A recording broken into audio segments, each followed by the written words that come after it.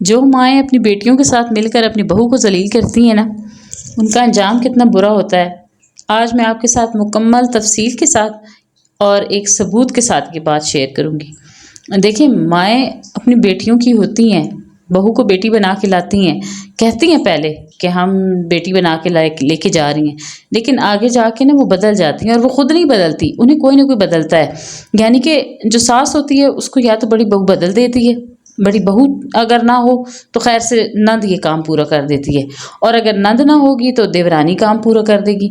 मतलब एक ना एक औरत दूसरी औरत को काटने के चक्कर में लगी हुई होती है और मिलता उन्हें कुछ भी नहीं है। दुनिया की रस्में हैं, दुनिया में ही रह जानी है। आधी ज़िंदगी जॉइंट में गुजरती है, आधी जो बचती है वो अगर सिंगल हो भी जाएँ, अलग हो भी जाएँ, तो तब तक जो आपने बुराइयाँ की होती हैं उसका अंजाम आपको भुगतना पड़ता है।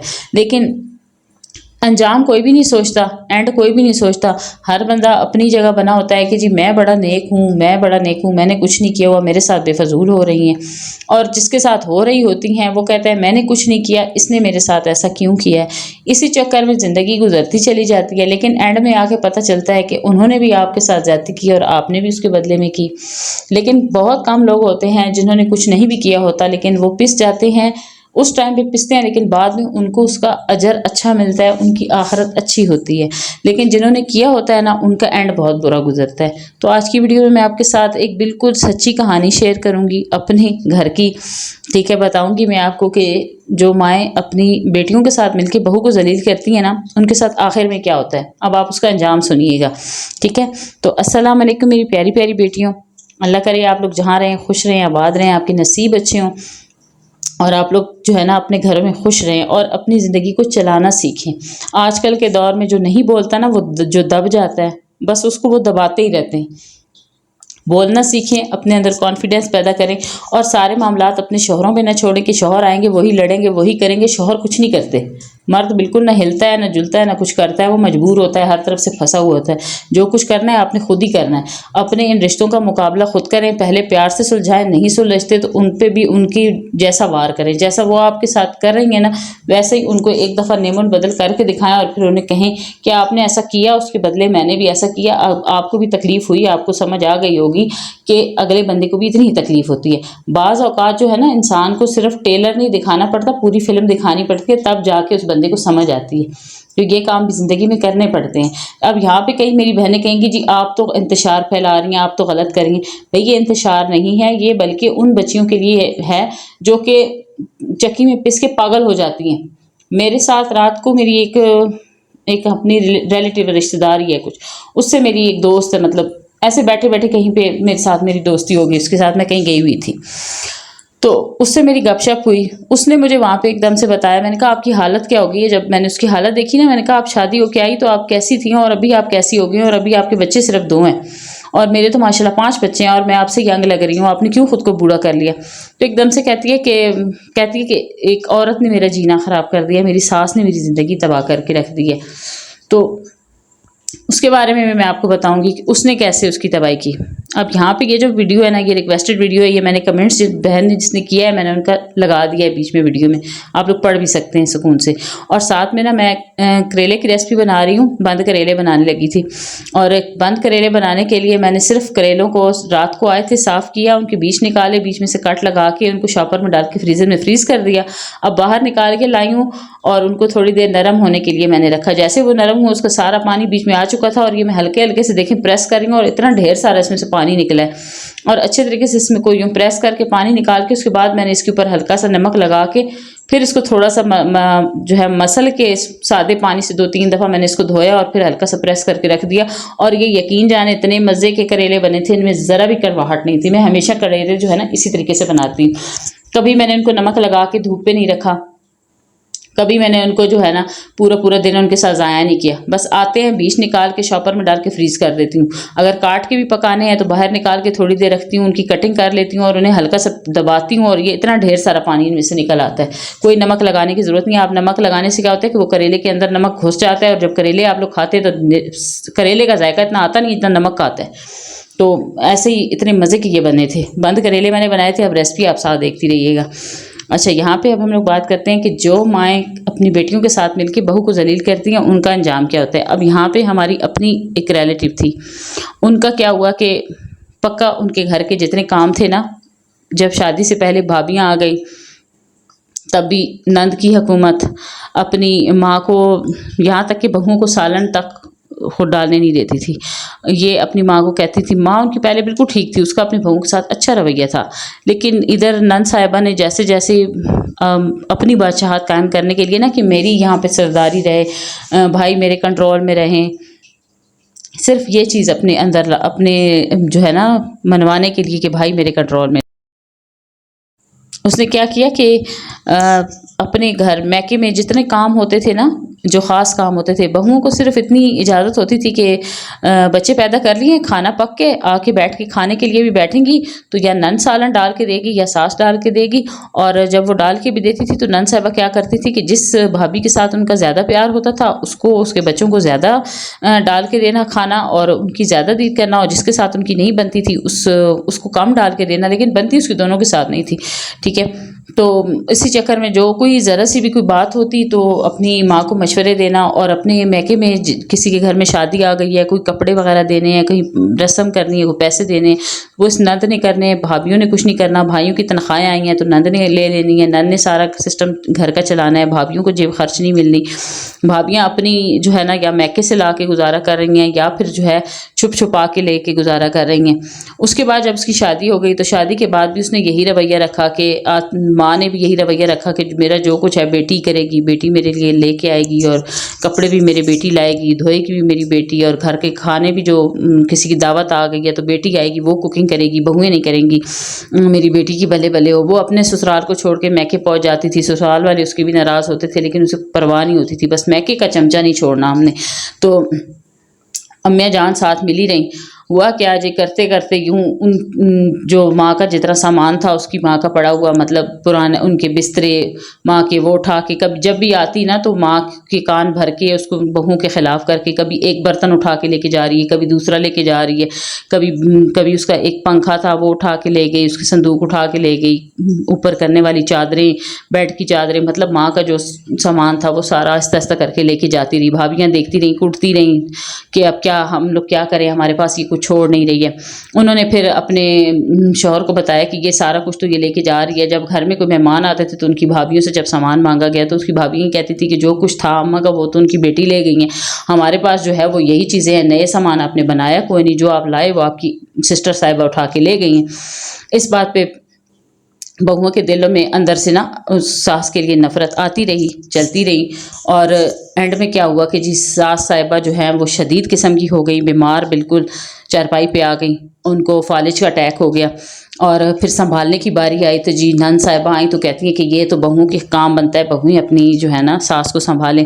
बहुओं के दिल में तो तब तक नफ़रत आ चुकी थी और वो लोग तब तक अलग हो चुकी थी, दोनों बहुएं अलग-अलग हो चुकी थी, उनके अलग-अलग अपने घर थे। एक बहू ने कहा कि मेरे साथ इसने जो कुछ किया हुआ है, मैं तो बिल्कुल अपने शौहर से, उसने साफ दो टोक बात की, क्योंकि तब तक उसके बच्चे जवान हो चुके थे, बड़े हो चुके थे, वो अपने बेटे के बल पे थी।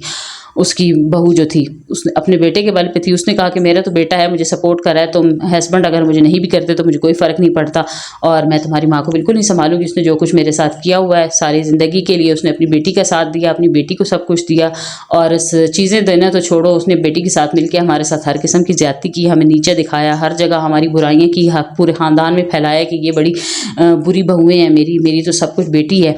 तो अब जब कुछ सब कुछ बेटी रह चुकी है तो अब बेटी आए और ख़िदमत करे और माँ को संभाले, हम तो बिल्कुल नहीं संभालेंगी। अच्छा, वो हो गई, एक बहू भी इस तरह साइड पे हो गई। फिर आ गई दूसरी बहू की बारी, वहाँ पे जी आ गई पोतियाँ थी उनकी, उन पोतियों की शामत आ गई जी, पोतियाँ संभालें, पोतियाँ रखें। अब पोतियाँ जो थी वो तो इस वजह से ज़्यादा करीब हो गई कि दादी जो है ना वो भी फ़र्क करती थी, बड़े की बेटियों को, बड़े की बच्चों के साथ ज़्यादा प्यार नहीं करती थी, उसका पैसा उसे कीमती था, और छोटा जो है वो थोड़ा सा गरीब था बेटा, तो उसकी बच्चों के साथ उसका ज़्यादा अटैचमेंट थी। अब वहाँ पे पोतियाँ उसकी जो है वो इस चक्कर में फंसी तो नहीं, उन्होंने इस चक्कर में अपनी दादी को कुछ दिन अपने पास रख लिया, करती नहीं। फिर जी दो पोतियों की हो गई शादी, लेकिन दादी साहिबा वहीं चारपाई पे, और बहू जो बेटा था वो फौत हो गया छोटा वाला। अब बहू बेचारी खुद लोगों के दिए रहम करम पे अपना घर पार चला रही थी, तो वो सास की खिदमत कैसे करती। अब बड़ा बेटा जो था वो खर्चा पानी जो है वो दे देता था माँ को, उसके जितनी बीमारी का खर्च वगैरह था सब कुछ दे देता था, लेकिन वो माँ को संभाल तो नहीं सकता था ना बेटा। वो माँ की खिदमत तो, माँ के पैम्पर तो नहीं चेंज कर सकता था, माँ को नहला तो नहीं सकता था। वहाँ पे फिर जो है ना जो छोटी वाली थी उसने, उसका जब शौहर फौत हुआ तो वो खुद ज़हनी मरीज़ा थी। उसने कहा जी मैं तो अब संभालने की, मैं कहाँ से माँ का खर्च पूरे करूँ। तो बड़े ने कहा कि मैं आपको खर्च दूंगा, आप जो है ना इसका माँ का ख्याल रखें। तो उसने कहा कि आप मुझे क्यों खर्च देंगे, आप इसकी बेटी को दें जिसने सारी ज़िंदगी अम्मा को संभाला है। अब बेटी साहिबा कहे कि जी मैं क्यों रखूँ, मैं तो नहीं रखूँगी, मैं तो ससुराल में हूँ, मेरे तो ससुराल वाले इस चीज़ को पसंद नहीं करते, मैं तो नहीं रख सकती। तो वो फिर एंड में जाके जब एक बहू ने भी जवाब दिया, दूसरी ने भी जवाब दिया, अम्मा को उठा के उनकी चारपाई ले आए उनकी बेटी के घर में। अब अम्मा साहिबा रहने लगी बेटी के घर में, और बेटी का क्या तरीकाकार हो गया, वही माँ थी जिसके कान भर के उसकी बहुओं के खिलाफ उसे किया, और उसी बेटी ने माँ को एक टाइम खाना देना शुरू कर दिया। जब भी उसके पैम्पर चेंज करने होते थे तो इतना गुस्सा होना, माँ को डांटना, तुम गंदी हो, तुम मुझे मेरे पल्ले पड़ गई हो, तुम्हारी बहुएं ऐसी हैं, तुम्हें नहीं संभाल रही। उस माँ ने फिर कहा उसे कि सारी ज़िंदगी तुम मेरे साथ अच्छी रही हो, तो अभी तुमने मुझे संभालना है ना, वो तो थी बुरियाँ, उन्होंने मुझे नहीं संभाला। तो आपको इतनी स्टोरी बताने का मकसद ये है कि जो माएँ ज़्यादा अपनी बेटियों को करीब रखती हैं ना, जब बेटियों की शादियाँ हो जाती हैं ना, तो बाद में वो बहुओं के हत्थे लगती हैं। एक पहला वक्त बहू का होता है ना कमज़ोर, और सास का होता है स्ट्रॉन्ग, लेकिन बाद में जब सास का वक्त आ जाता है ना कमज़ोर, और बहू का स्ट्रॉन्ग आ जाता है, वो वक्त पकड़ का वक्त होता है। उस टाइम पे फिर सास को भी अपनी किया धरा तो भूल जाता है ना, जो उसने किया होता है। उस टाइम सबको यही कहती हैं, हाय बहुएं नहीं संभाल रही। बहुएं कैसे संभालेगी भाई, शुरू से आपने बुनियाद कैसी रखी है उनकी। इसलिए तमाम सासें जितनी भी हैं ना, जितनी भी माएँ हैं, समझदारी से अक्ल के नाखून लें, बेटियों को भी रखें, बहुओं को भी रखें, लेकिन जो बहुएं आपके घर आ चुकी हैं ना, कल उन्होंने आपको संभालना है। आप उनके दिल में अपने लिए प्यार रखेंगी ना, तो वो आपको चारपाई पे बिठा के खिलाएंगी और आपकी खिदमत भी करेंगी। ये जो बादशाहत होती है ना, ये चंद दिनों की होती है, और जो बंदा किसी का दिल दुखाता है ना, किसी को तकलीफ़ देता है, वो उतनी ही तकलीफ़ दुनिया में फिर बर्दाश्त भी करनी होती है उसे। तो ये आजकल दुनिया में वैसे भी जैसा करोगे वैसा भरोगे, यही चल रहा है। तो मैं तो यहाँ पे ऐसी ऐसी मिसालें देख चुकी हूँ, और हमारे अपने घर में भी हो चुका है ये सब कुछ। तो इसलिए जितनी भी माएँ हैं और जितनी भी बहनें हैं, बेटियाँ हैं ना, प्लीज़ समझदारी से ना समझें अपनी बात, इस बात को ना। जब आपकी शादी हो गई है, आप मैके आएँ, इज़्ज़त से रहें, इज़्ज़त से खाएं पिएं, माँ को सबक ना पढ़ाएं, क्योंकि उस माँ ने जब बीमार होना है या लेटना है ना, तो आपको आपके ससुराल वालों ने आपकी माँ को आपके घर में नहीं रखना, आपकी माँ को उस बहू ने रखना है। और वो बहू तभी खिदमत करेगी जब उसके दिल में आपके लिए मोहब्बत होगी। जब उसके दिल में आपके लिए मोहब्बत, प्यार या इज़्ज़त नहीं होगी तो वो कभी भी नहीं संभालेगी। और वो टाइम जब बंदा चारपाई पे होता है ना, मोहताजी का जो टाइम होता है, वो इतना तकलीफ दे टाइम होता है। उस टाइम पे इंसान को अपनी किए हुआ एक एक बुरा लम्हा याद आता है। तो इसलिए उस लम्हे से बचने के लिए बेहतर है कि तमाम माएँ अभी से ही अपनी बहुओं से इतना प्यार रखें, इतना अखलाक रखें, ताकि कल जब आपको कुछ हो भी जाए, कोई फ़र्क लगे भी, तो आपकी बहू आपको संभाले। क्योंकि ये बहुएं नाम की तो बहू होती हैं, लेकिन आपके घर को संभालना और आपको संभालना उन्होंने ही होता है। हॉस्पिटल में आपके साथ वो रह सकती हैं, बेटियां नहीं रह सकती। बेटियों को उनके दामाद नहीं रहने देते, उनके जो शौहर होते हैं, उनके जो ससुराल वाले हैं, वो नहीं रहने देते। बहुत कम होती हैं बेटियाँ, अगर घर में लेके जाएँ भी ना, तो वो अपनी माँ को इतने बुरे तरीके से ट्रीट करती हैं ना, बहू फिर लिहाज कर जाती है, डरती है, सहमती है, लेकिन बेटियां नहीं लिहाज करती हैं, क्योंकि उन्होंने पूरी ज़िंदगी गुजारी होती है। वो फिर उसी माँ को ना जो है इतना हकीर समझती हैं। अब वो हमारे घर में थी तो उसे एक टाइम पे उसे खाना दिया जाता था, मैंने उसे अपनी आंखों से देखा है। मैं खुद जाके पूछती थी और कहती थी आपने कुछ खाना है, तो कहती कि नहीं, ये मुझे कहती है फिर तो मैं फ़ौरन बाथरूम का मसला हो जाता है और मुझसे नहीं संभाला जाता, एक टाइम खाया करो। तो वो बेचारी अपने टाइम से पहले चली गई।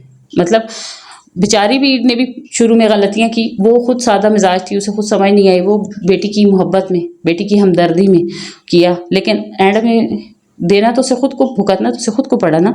तो मेरी बातों को प्लीज़ गलत मत लीजिएगा, मैं इतना समझा के लाती हूँ इस बात को, क्योंकि हर चीज़ का ना मैंने एंड देखा हुआ है। अपने एंड को, अपनी ज़िंदगी की आखिरत को ख़राब ना करें। कई जगहों पे बहुएं ऐसा करती हैं, हर बंदे की ज़िंदगी का एक अलग पार्ट है, लेकिन ज़्यादातर तो यही जो हमारे मिडिल क्लास घराने हैं ना, उनमें ज़्यादातर बादशाहत बेटियों की ही चलती है। तो इसलिए अपने आखिरत का सोचें कि आखिर में हमारे साथ क्या होना है। आखिर में संभालना आपको बहू नहीं है। बहुत कम होती हैं सासें जो चलती फिरती चली जाती हैं। ज़्यादातर जिन्होंने दिल दुखाए होते हैं उनके साथ ना आखिर में बुरा ज़रूर होता है। तो ये मेरी थोड़ी सी मोटिवेशनल स्पीच भी सुन ली आप लोगों ने। अच्छी लगे तो लाइक कर दें, ना लगे तो बेशक ना करें, और अच्छा सा कमेंट कर दिया करें। इसके अलावा जिन्होंने सब्सक्राइब कर दिया है मैं उनकी बहुत ज़्यादा शुक्रगुजार हूँ, और जिन्होंने नहीं किया काइंडली सब्सक्राइब कर दें। इतनी मेहनत से वीडियो बनाती हूँ, घर को भी संभालती हूँ, आप लोगों को भी मोटिवेट करती हूँ, क्योंकि ज़िंदगी में खुद बड़ी ठोकरें खाई हैं। तो अब सोचती हूँ कि चलें किसी के काम आ जाए मेरी बातें, हो सकता है किसी को अकल आ जाए। कोई एक बंदा भी अगर, किसी एक बंदे की भी अगर ज़िंदगी संवर जाती है ना, किसी एक को भी समझ आ जाती है इस चीज़ की, तो मैं समझूंगी कि मैंने बहुत बड़ा काम कर दिया। तो इसके साथ इजाज़त चाहती हूँ। अल्लाह हाफिज़।